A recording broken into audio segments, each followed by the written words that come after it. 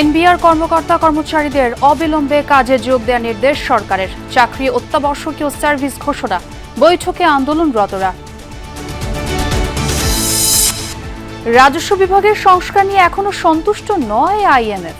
নির্বাচনের সুনির্দিষ্ট ঘোষণা এলে ইতিবাচক বার্তা যাবে বিদেশি বিনিয়োগকারীদের কাছে। The performance has not been very encouraging. The authorities are making efforts. Some of these efforts come short. We put in place corrective actions that the authorities have to take to make progress. গুলি খাইছে একটা। এ দাঁড়াও মারো। 16 জুলাইকে জুলাই শহীদ দিবস ঘোষণা উপদেষ্টা পরিষদের। থাকছে না নতুন বাংলাদেশ দিবস নামে কিছু। মাস জুড়ে পদযাত্রা করবে এনসিপি। চিকিৎসাধীন থাকায় কুমিল্লায় ধর্ষণ মামলার প্রধান আসামিকে আজ নেওয়া হয়নি আদালতে।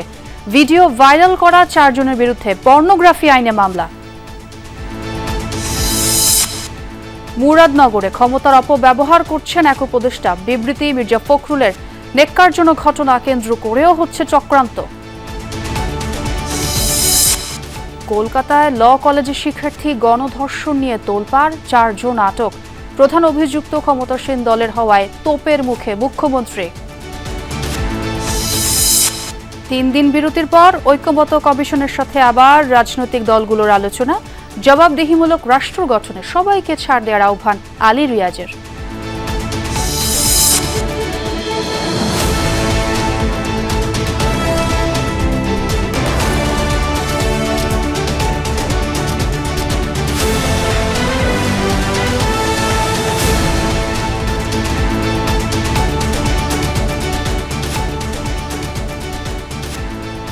আমন্ত্রণ সন্ধ্যার বাংলাদেশে, আর আপনাদের সঙ্গে আছে আমি ছোঁয়া খন্দকার। এতক্ষণ শিরোনাম দেখছিলেন।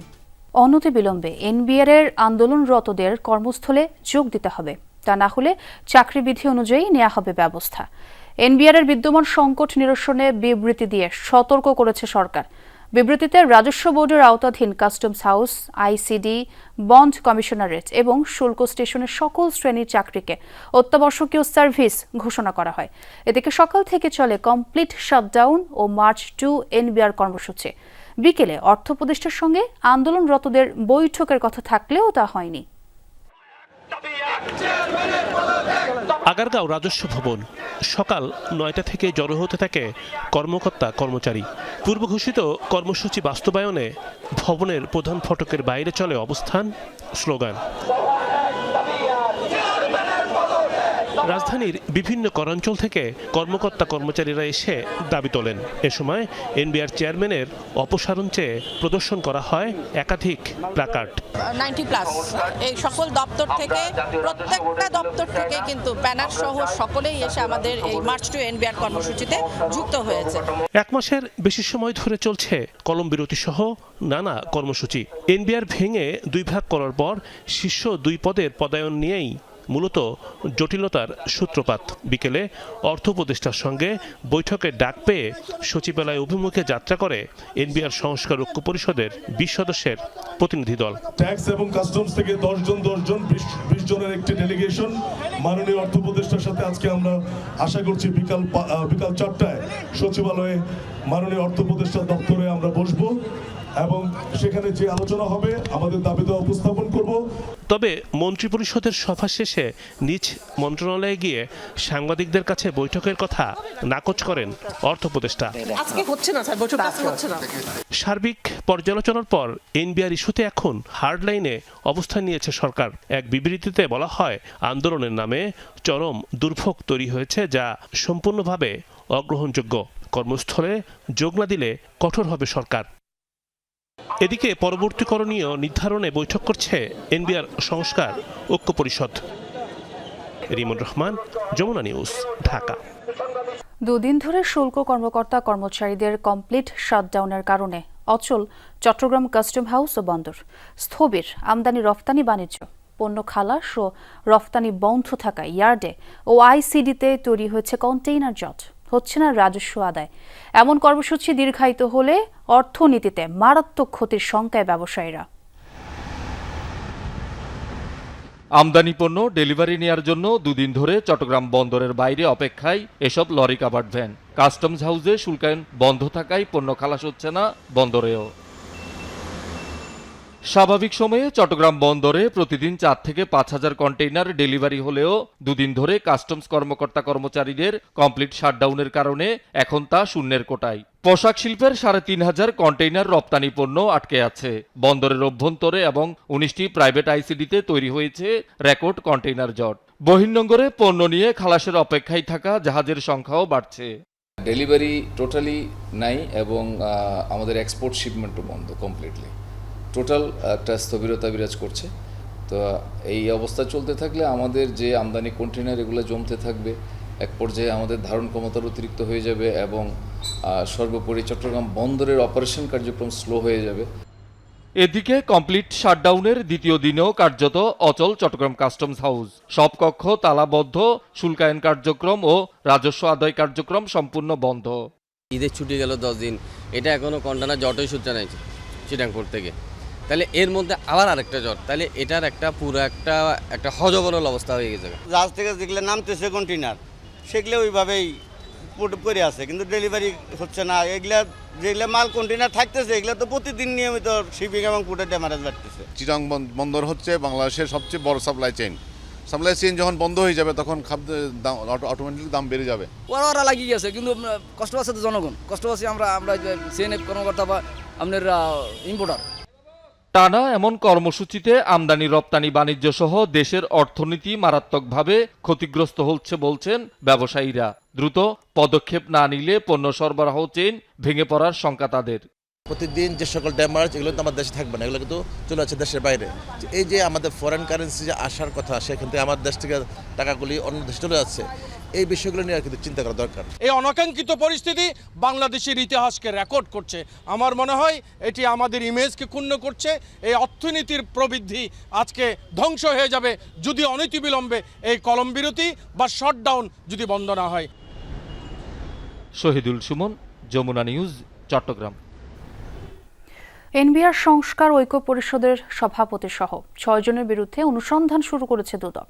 তাদের বিরুদ্ধে 20 থেকে 25 বছর ধরে ভ্যাট শুল্ক ফাঁকির সুযোগ করে দিয়ে অবৈধ সম্পদ অর্জনের অভিযোগ আনা হয়েছে। এদিকে দুদক পরিচয়ে এনসিপি নেত্রীর কাছ থেকে চাঁদা দাবির অভিযোগে 4 চাঁদাবাজকে গ্রেফতার করেছে সংস্থাটি।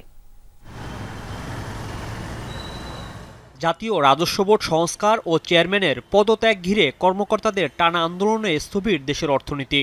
কমপ্লিট শাটডাউন কর্মসূচি চলছে 2 দিন ধরে, যার ফলে ব্যাহত আমদানি রপ্তানি। যৌক্তিক কর্মসূচিতে থাকা কর্মকর্তাদের এমন পরিস্থিতিতেই এনবিআর সংস্কার ঐক্য পরিষদের সভাপতি ও অতিরিক্ত কমিশনার হাসান তারেক রিকাবদার, এনবিআর সদস্য AKM বদিউল আলম সহ 6 কর্মকর্তার বিরুদ্ধে অনুসন্ধান শুরু করেছে দুদক। অবশ্য দুদকের দাবি, আন্দোলনের সাথে অনুসন্ধানের কোনো সম্পৃক্ততা নেই।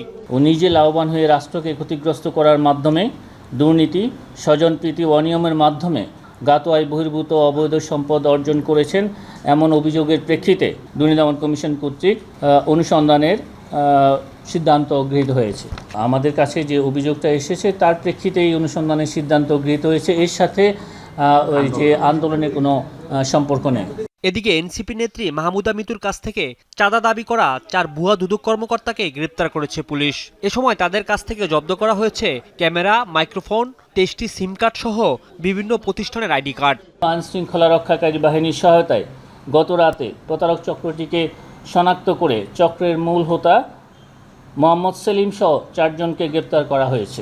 দুদকের নামে কেউ চাঁদা দাবি করলে দুদকের হটলাইন 106-এ ফোন করার আহ্বান জানান মহাপরিচালক।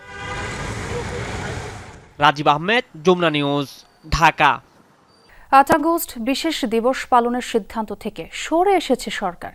তবে 16 জুলাই শহীদ দিবস এবং 5 আগস্ট গণ অভ্যুত্থান দিবস পালনের সিদ্ধান্ত নিয়েছে সরকার। সকালে উপদেষ্টা পরিষদের বৈঠকে এই সিদ্ধান্ত হয়েছে বলে জানিয়েছেন আইন উপদেষ্টা। একই সাথে মিথ্যা মামলা বন্ধে ফৌজদারি কার্যবিধির 173-এর এতে নতুন ধারা যুক্তের সিদ্ধান্ত হয়েছে বলে জানিয়েছেন তিনি। বুক টান টান করে দাঁড়ানো সাহসের আরেক নাম শহীদ আবু সাইদ। বুলেটের সামনে তাজা প্রাণের এই ছবি সবার আগে দর্শকদের জন্য পর্দায় তুলে ধরেছিল যমুনা টেলিভিশন। সেই স্ফুলিঙ্গ থেকে জুলাই আন্দোলনের দাবানল ছড়িয়ে পড়ে গোটা দেশে। বছর ঘুরে গত 25 জুন মন্ত্রিপরিষদ বিভাগ থেকে জারি করা এক পরিপত্রে ছাত্র জনতার অভ্যুত্থানে আওয়ামী লীগ সরকারের পতনের দিন 5 আগস্টকে জুলাই গণ অভ্যুত্থান দিবস ঘোষণা করে অন্তর্বর্তীকালীন সরকার। আর সরকার পতনের পর অন্তর্বর্তীকালীন সরকার গঠনের দিন 8 আগস্টকে ঘোষণা করা হয়েছিল নতুন বাংলাদেশ দিবস হিসেবে। এছাড়া রংপুরে পুলিশের গুলিতে আবু সাইদ নিহত হওয়ার দিন 16 জুলাইকে শহীদ আবু সাইদ দিবস ঘোষণা করা হয়। তবে এই পরিপত্র জারির পর থেকেই 8 আগস্টকে নতুন বাংলাদেশ দিবস ঘোষণা নিয়ে আপত্তি তোলেন এনসিপির 3 শীর্ষ নেতা সহ অনেকেই। এর প্রেক্ষিতে এ দিনটিতে বিশেষ দিবস পালনের সিদ্ধান্ত থেকে সরে আসে উপদেষ্টা পরিষদ। জুলাই গণ অভ্যুত্থানের সেলিব্রেশন সংক্রান্ত এটা অলরেডি উনি প্রেস স্টেটমেন্ট দিয়ে জানিয়ে দিয়েছেন, এটার ব্যাপারে আমি কিছু বলছি না। এদিকে 3 বছরের জন্য বাংলাদেশে জাতিসংঘের মানবাধিকার কমিশনের শাখা খোলার বিষয়ে করা সমঝোতা স্মারক অনুমোদন করেছে উপদেষ্টা পরিষদ। বাংলাদেশে জাতিসংঘের মানবাধিকার বিষয়ক একটা অফিস হবে। এটা অফিসটা হবে প্রাথমিকভাবে 3 বছরের জন্য। এই 3 বছরের মধ্যে দ্বিতীয় বছরে যদি দুই পক্ষ মনে করে রিনিউ হওয়া দরকার তাহলে সেটা বিবেচনা করে দেখতে পারবে। আমরা আশা করি আগামীতে এবং আমাদের সরকার আমলেও যদি কোনো গুরুতর মানবাধিকার লঙ্ঘনের ঘটনা ঘটে, যে কোনো ক্ষেত্রেই ঘটে, তাহলে আমাদের যে মানবাধিকার বিষয়ক যে রাষ্ট্রীয় এজেন্সি অফিসগুলো আছে এটার পাশাপাশি OHCHR এর যে লোকাল অফিসটা হবে সেটা একটা গুরুত্বপূর্ণ ভূমিকা পালন করতে পারবে। এছাড়া উপদেষ্টা পরিষদের বৈঠকে মামলা বাণিজ্য বন্ধে ফৌজদারি কার্যবিধির 173-এর এ ধারা সংশোধনের সিদ্ধান্ত হয়। এতে ভুয়া মামলায় আসামিরা প্রাথমিক তদন্তে রেহাই পাবেন বলে জানান আইন উপদেষ্টা। এসপি সাহেব আছেন বা পুলিশ কমিশনার আছেন, তারা ইনভেস্টিগেশন অফিসারকে বলবে এই প্রাথমিক রিপোর্ট বা প্রিলিমিনারি রিপোর্টটা, ইনভেস্টিগেশন রিপোর্ট, এটা ম্যাজিস্ট্রেটের কাছে জমা দাও। সাক্ষী নাই, কোনো এভিডেন্স নাই, কোনো ইনসাফিসিয়েন্ট এভিডেন্স, যা এভিডেন্স আছে সেটা ধর্তব্যের মধ্যে না, তাহলে উনি সাথে সাথে প্রি ট্রায়াল স্টেজেই ওই মামলা থেকে ওই আসামিদেরকে যাদের বিষয় বা যাদের বিরুদ্ধে কোনো সাবস্ট্যান্টিভ বা সাফিসিয়েন্ট এভিডেন্স নাই তাদেরকে ওই মামলা থেকে মুক্ত করে দিতে পারবেন। কুমিল্লার মুরাদনগরে ধর্ষণের ঘটনায় সরকার মর্মাহত। এই ঘটনায় সর্বোচ্চ গুরুত্ব দিয়ে তদন্ত কাজ এগিয়ে নেয়ার আলোচনা হয় উপদেষ্টা পরিষদের বৈঠকে। ভালো থাকেন সবাই। আরিফুর রহমান সবুজ, যমুনা নিউজ, ঢাকা। এদিকে 36 দিন ব্যাপী জুলাই আন্দোলনের বর্ষপূর্তি কর্মসূচি ঘোষণা করেছে এনসিপি। 3 আগস্ট ছাত্র জনতার ইশতেহার ও ঘোষণাপত্র পাঠ করবে দলটি। সরকার ঘোষণাপত্র দিতে ব্যর্থ হয়েছে উল্লেখ করে দলটির আহ্বায়ক নাহিদ ইসলাম জানান, 1 জুলাই থেকে দেশব্যাপী পদযাত্রা দিয়ে শুরু হবে তাদের কর্মসূচি। চাকরিতে কোটা বৈষম্য দূর করার দাবিতে উত্তাল রাজপথ। 2024 সালের 16 জুলাই আবু সাইদের আত্মত্যাগের পর বিক্ষোভ রূপ নেয় গণ আন্দোলনে। 3 আগস্ট ছাত্র জনতার এক দফা দাবি ঘোষণার মধ্য দিয়ে আওয়ামী লীগ সরকার পতনের সূচনা হয়। 5 আগস্ট এক বছর আগে প্রবল প্রতিরোধের যে মহাকাব্য রচিত হয়েছিল, বছর ঘুরে দুয়ারে সেই রক্তাক্ত জুলাই। আন্দোলনের নেতৃত্ব থেকে উঠে আসা দল এনসিপি বর্ষপূর্তি উপলক্ষে ঘোষণা করেছে 36 দিনের কর্মসূচি। 1 জুলাই শহীদ আবু সাইদের কবর জিয়ারতের মাধ্যমে এই পদযাত্রাটি শুরু হবে। অভ্যুত্থানকারী এবং বাংলাদেশের সাধারণ ছাত্র জনতা যারা রয়েছেন তাদের সাথে কথা বলবো। তাদের যে আকাঙ্ক্ষা ছিল জুলাই নিয়ে, সেই আকাঙ্ক্ষার কথা আমরা শুনবো। নাহিদ ইসলাম বলেন, শহীদ পরিবার ও আন্দোলনকারীদের দাবি ছিল জুলাই ঘোষণাপত্রের। সরকার সেই দাবি পূরণের আশ্বাসও দিয়েছিল। আবারও সবাইকে আহ্বান জানাবে এনসিপি, এবার কেউ না আসলেও হবে ইশতেহার পাঠ। আমি মনে করব যে সরকার যেহেতু ব্যর্থ হয়েছে, আমরা আর কারো উপর নির্ভরশীল নই, ফলে আমরা আমাদের মতো করে এই ঘোষণাপত্র পাঠ করব।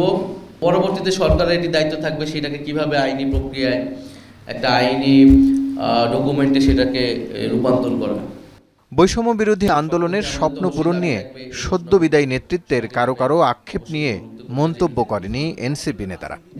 অবশ্যই নির্বাচনের আগে এই বিচার কতদিনে শেষ হবে, কোন প্রক্রিয়া শেষ হবে এবং পরবর্তীতে যারাই সরকারে থাকবে এই বিচার শেষ করতে তারা দায়বদ্ধ থাকবে, এরকম কমিটমেন্ট লাগবে।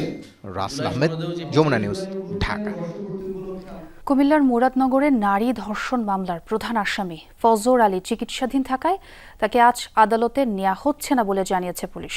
ভোর রাতে রাজধানীর যাত্রাবাড়িতে অভিযান চালিয়ে তাকে গ্রেফতার করা হয়। এছাড়া ভিডিও ছড়ানোর অভিযোগে পর্নোগ্রাফি আইনে আরেকটি মামলা করেছে পুলিশ। ওই মামলায় গ্রেফতার 4 জনকে নেওয়া হয়েছে আদালতে। এদিকে এই ঘটনার দ্রুত বিচার নিশ্চিত করা হবে বলে জানিয়েছেন আইন উপদেষ্টা। কুমিল্লার মুরাদনগরে নারী ধর্ষণ মামলা নিয়ে দেশ জুড়ে চলছে তোলপাড়। ঘটনার একটি ভিডিও ভাইরালের পরপরই নড়েচড়ে বসে আইনশৃঙ্খলা বাহিনী। রাজধানীর যাত্রাবাড়ি থেকে গ্রেফতার করা হয় মূল আসামি ফজর আলীকে। গ্রেফতারের পর ফজরকে নেওয়া হয় কুমিল্লায়। পুলিশ হেফাজতে চিকিৎসা দেয়া হচ্ছে তাকে।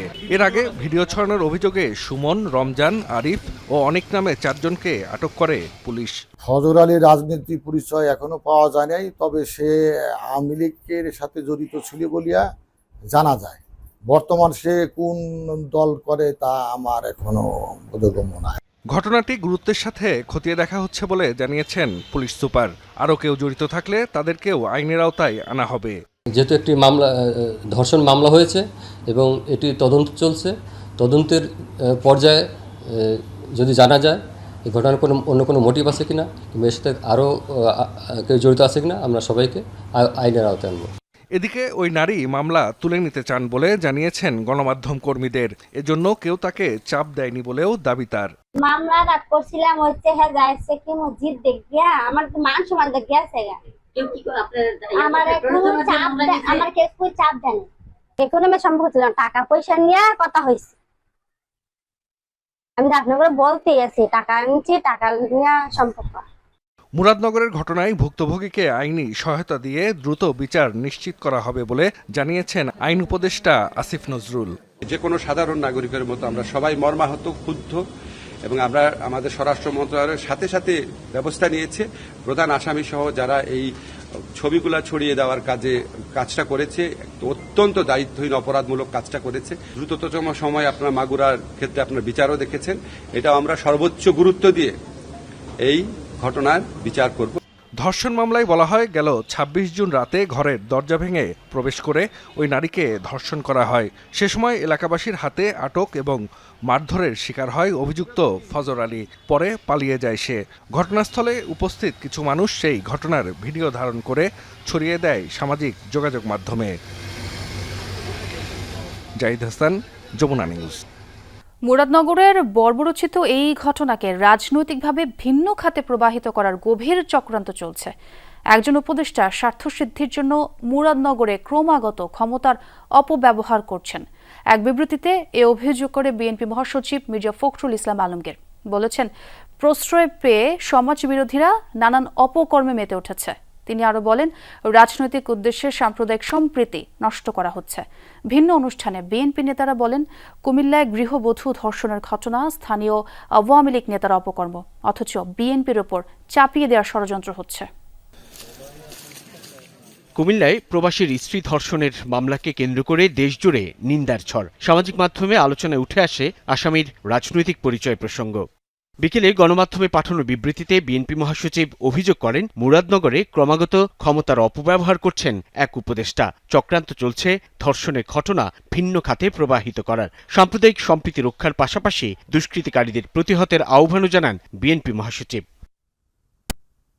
এদিকে গুলশানে দলের চেয়ারপারসনের কার্যালয়ে মহাসচিব মির্জা ফখরুল ইসলাম আলমগীরের সাথে বৈঠক করেন Canadian high commissioner Ajit Singh. বৈঠক শেষে বিএনপির স্থায়ী কমিটির সদস্য আমির খসরু মাহমুদ চৌধুরী বলেন, দেশে নির্বাচন হবে না এমন কোনো আলামত নেই। মিথ্যাচারের মাধ্যমে নির্বাচন থেকে নজর ঘোরানোর সুযোগ পাবে না কেউ।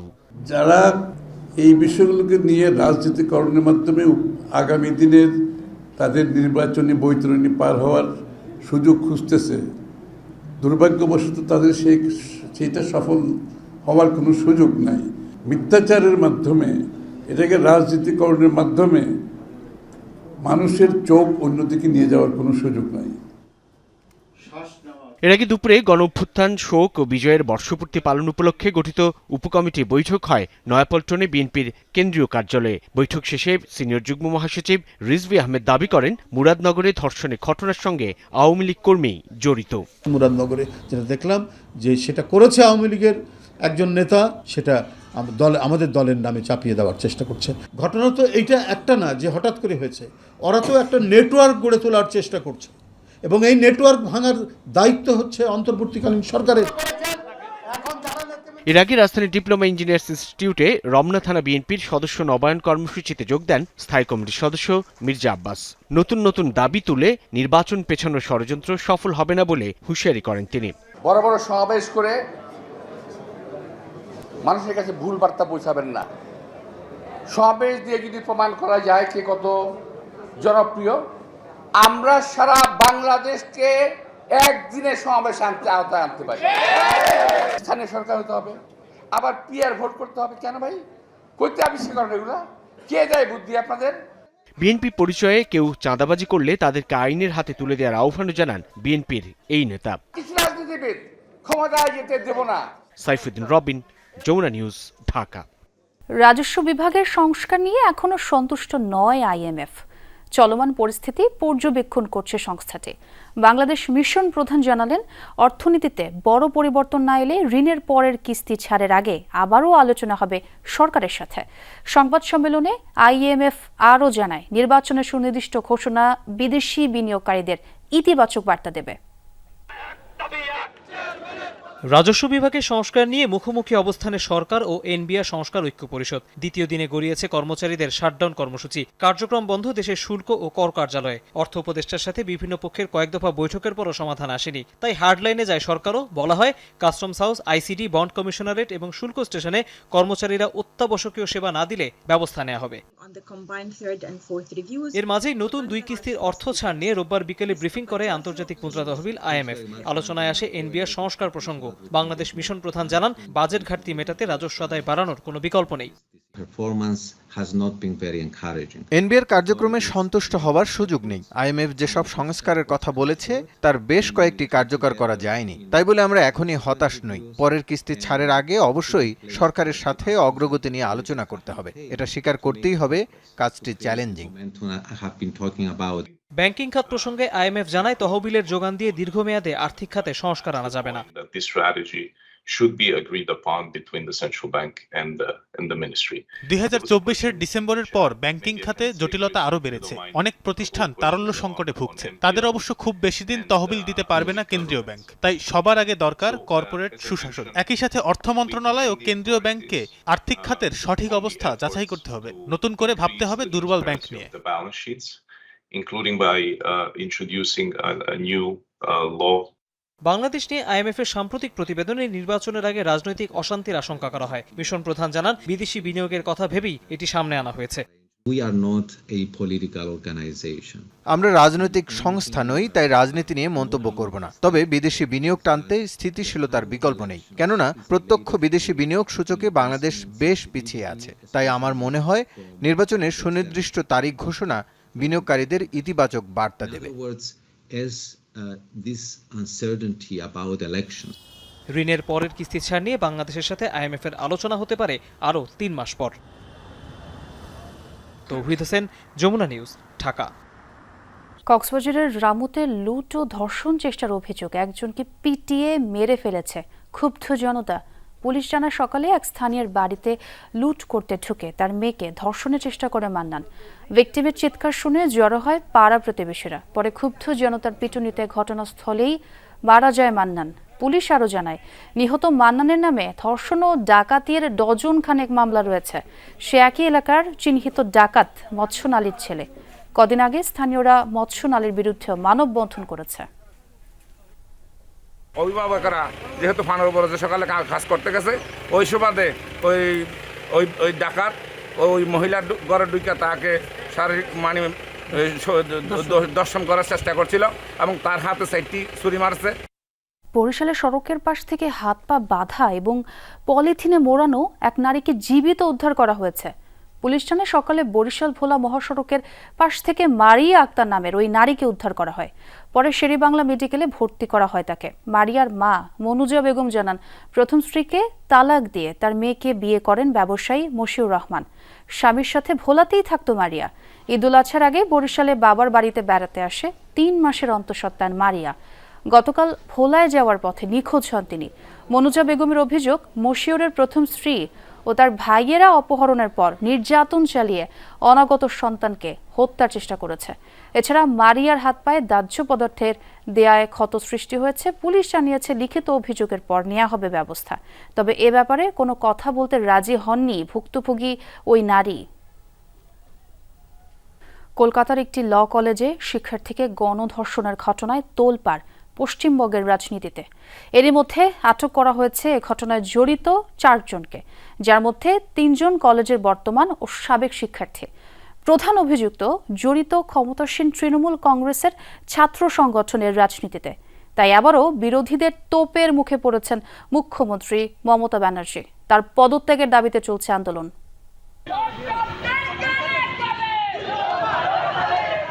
কলকাতায় আরজিকর হাসপাতালে নারী চিকিৎসককে ধর্ষণ ও খুনের 8 মাসের মধ্যেই আবারও আরেকটি শিক্ষা প্রতিষ্ঠানে গণধর্ষণের ঘটনা। গেল বুধবার সাউথ ক্যালকাটা আইন কলেজের নিরাপত্তা কর্মীর ঘরে গণধর্ষণের শিকার হয় প্রতিষ্ঠানের প্রথম বর্ষের এক শিক্ষার্থী।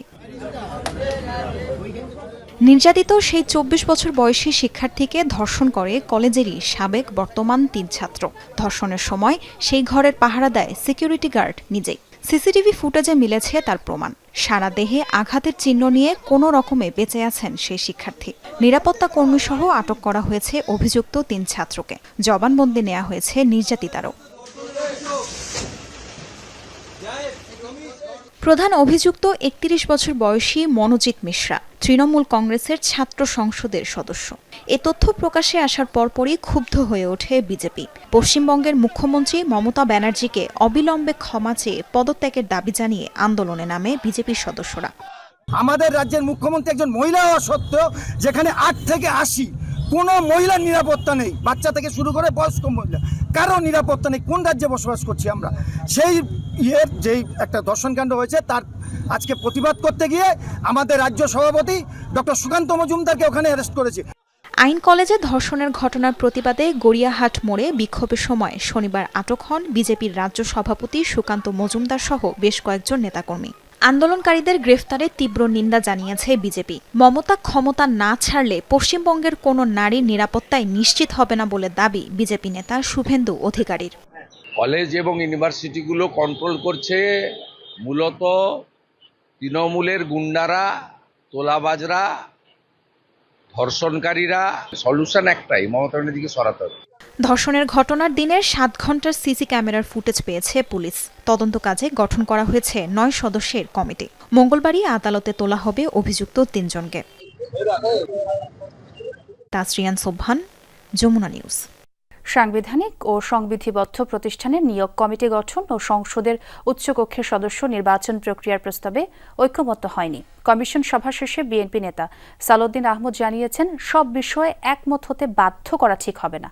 এদিকে এনসিপির সদস্য সচিব আক্তার হোসেন অভিযোগ করেছেন, বিএনপি সহ কয়েকটি দলের কারণে মৌলিক সংস্কার আটকে আছে। 3 দিন বিরতির পর রাজনৈতিক দলগুলোর সাথে জাতীয় ঐকমত্য কমিশনের বৈঠক শেষে এসব কথা বলেন তারা। ঐকমত্য কমিশনের ভাইস চেয়ারম্যান আলী রিয়াজ বলেন, জবাবদিহিমূলক রাষ্ট্র গঠনে ও রাজনৈতিক দলগুলোকে ছাড় দিতে হবে। বলেন, শহীদ আবু সাইদের মৃত্যুর দিন 16 তারিখে জুলাই সনদ স্বাক্ষরের পরিকল্পনা আছে। বৈঠক শুরুর আগে কমিশনের পক্ষ থেকে ডক্টর আলী রিয়াজ জানান, পরিবর্তনের আকাঙ্ক্ষার প্রেক্ষিতে কমিশন আগের জায়গা থেকে সরে এসেছে। সবশেষ বৈঠকে সাংবিধানিক ও সংবিধিবদ্ধ প্রতিষ্ঠানের নিয়োগ কমিটি এবং প্রধানমন্ত্রীর মেয়াদ নিয়ে আলোচনা হয়। জামাত বলছে, সাংবিধানিক ও সংবিধিবদ্ধ প্রতিষ্ঠানের নিয়োগে একটি স্থায়ী কমিটি থাকা প্রয়োজন। কেউ কেউ এটিকে নির্বাহী কমিটির ক্ষমতা খর্ব বলছেন। সাংবিধানিক প্রতিষ্ঠানের জন্য নিয়োগ কমিটি না করার শর্তে একজন ব্যক্তির 10 বছর পর্যন্ত প্রধানমন্ত্রীর মেয়াদ মেনে নেয় বিএনপি। জাতীয় ঐকমত্য কমিশনের পক্ষ থেকে আমরা সাংবিধানিক ও সংবিধিবদ্ধ প্রতিষ্ঠানের নিয়োগ কমিটি বলে একটি নতুন প্রস্তাব দিয়েছিলাম, যেখানে এনসিসির যে সমস্ত দায় দায়িত্ব ছিল তা অনেকটাই সীমিত করা হয় কাঠামোগত পরিবর্তন করা হয় এবং এর দায়িত্বের পরিধিটাও সীমিত করে ফেলা হয়। ছাত্র জনতার গণঅভ্যুত্থানে গত 5 আগস্ট রাজধানীর চানখারপুলে গুলি ছুড়ে 6 জনকে হত্যার ঘটনায় আসামি পক্ষের শুনানি 3 জুলাই নির্ধারণ করেছেন আন্তর্জাতিক অপরাধ ট্রাইব্যুনাল। সকালে এই হত্যার ঘটনায় 4 জনকে হাজির করা হয় ট্রাইব্যুনালে। গ্রেফতার 4 আসামি হলেন শাহবাগ থানার বরখাস্ত হওয়া পরিদর্শক আরশাদ ও 3 কনস্টেবল সুজন, ইমাজ হোসেন ইমন ও নাসিরুল। বিচারপতি গোলাম মর্তুজা মজুমদারের নেতৃত্বাধীন ট্রাইব্যুনাল 1 মামলাটির শুনানি শেষে এদিন নির্ধারণ করেন। এর আগে মামলার প্রধান আসামি সাবেক ডিএমপি কমিশনার হাবিবুর রহমান সহ পলাতক 4 আসামির পক্ষে রাষ্ট্র নিয়োজিত আইনজীবী নিয়োগের সিদ্ধান্ত নেয় ট্রাইব্যুনাল। গত 3 জুন এই মামলার পলাতক 4 আসামিকে আন্তর্জাতিক অপরাধ ট্রাইব্যুনালে হাজির করতে পত্রিকায় বিজ্ঞপ্তি প্রকাশের নির্দেশ দেওয়া হয়।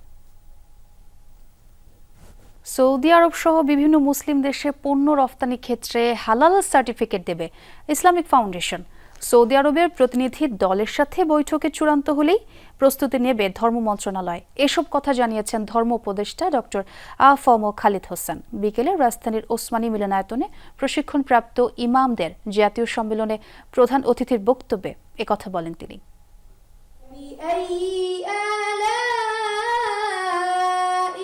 পবিত্র কোরআন তেলাওয়াত ও হামদ নাতের মধ্য দিয়ে শুরু হয় জাতীয় ইমাম সম্মেলন 2025। এতে অংশ নেন দেশের বিভিন্ন প্রান্ত থেকে আসা প্রশিক্ষিত ইমাম ও মাদ্রাসার শিক্ষার্থীরা। ধর্ম মন্ত্রণালয় ও ইসলামিক ফাউন্ডেশন আয়োজিত অনুষ্ঠানে ইমাম প্রশিক্ষণ একাডেমির কার্যক্রম তুলে ধরা হয়। এতে হিফজুল কোরআন প্রতিযোগিতায় জাতীয় পর্যায়ে বিজয়ীদের হাতে পুরস্কার তুলে দেন অতিথিরা।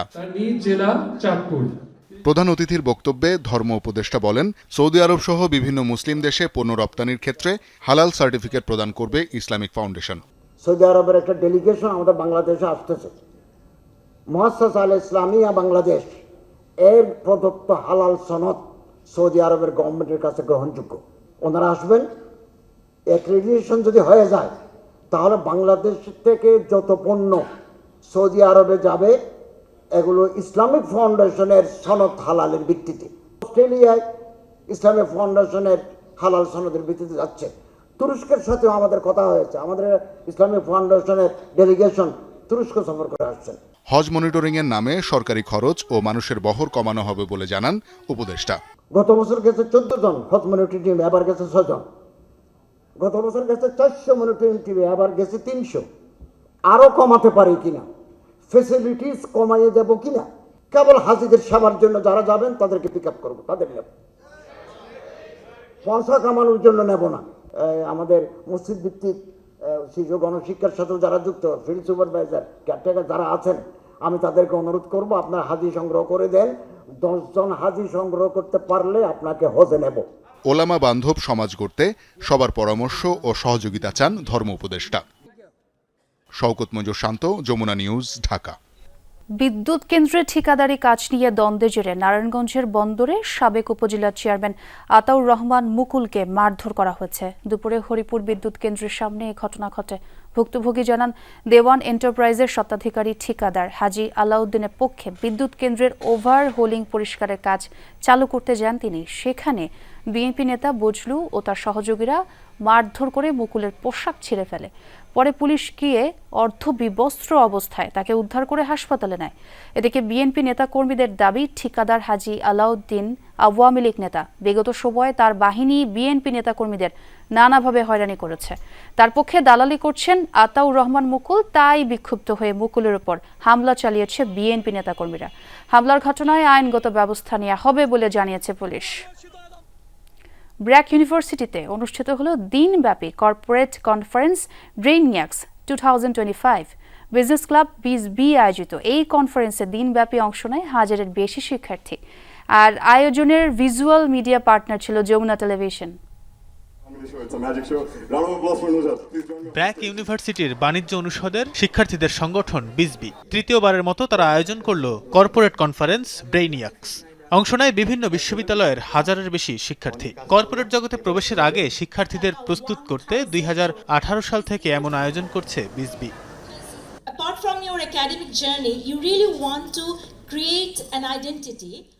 দিনব্যাপী 4টি সেশনে কর্পোরেট এক্সিকিউটিভ, HR বিশেষজ্ঞ এবং উদ্যোক্তারা শিক্ষার্থীদের সাথে অভিজ্ঞতা বিনিময় করেন। কর্পোরেট পরামর্শের পাশাপাশি নিজেদের জীবনের পথ চলার গল্প, ব্যর্থতা, সাফল্য ও শেখার অভিজ্ঞতাও ভাগ করে নেন তারা। নিজেকে এরকম করে তৈরি করতে হবে যেন রেফারেন্সে চাকরি হয়। রেফারেন্স মানে আমি বলে দিলাম বা উনি বলে দিল, that not, it's not a reference, it's a good will. এই গুড উইলটা খুব ইম্পর্টেন্ট, যে উনি এই কাজটা খুব ভালো পারেন এবং ওনাকেই নিতে হবে, খুঁজবে মার্কেট আমাদেরকে। সো ফাউন্ডেশন যদি আমরা একটু স্ট্রং করি তাহলে আমাদেরকে মার্কেট খুঁজবে। আয়োজকরা জানান, শিক্ষার্থীদের পুঁথিগত বিদ্যার পাশাপাশি বাস্তব অভিজ্ঞতাও অর্জন করতে সহায়তা করাই আয়োজনের মূল লক্ষ্য।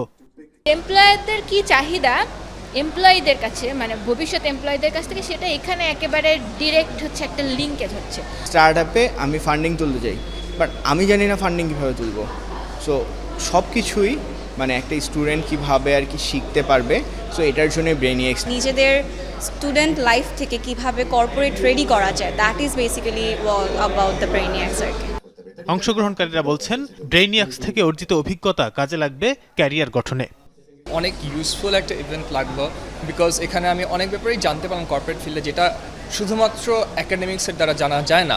ডিরেক্টলি কর্পোরেট ওয়ার্ল্ড থেকে কেউ এসে আমাকে বলতেছে আমার সিভি কিরকম হবে, আমাকে ইন্টারভিউ বোর্ডে কীভাবে জিজ্ঞেস করবে, সো এটা অনেক ইম্পর্টেন্ট। এই আয়োজনের visual media partner Jamuna television. Tanvir Siddique, Tipu, Jamuna news, Dhaka. দর্শক, এই ছিল আজকের সন্ধ্যার বাংলাদেশের আয়োজনে। এতক্ষণ যারা সঙ্গে ছিলেন সবাইকে ধন্যবাদ।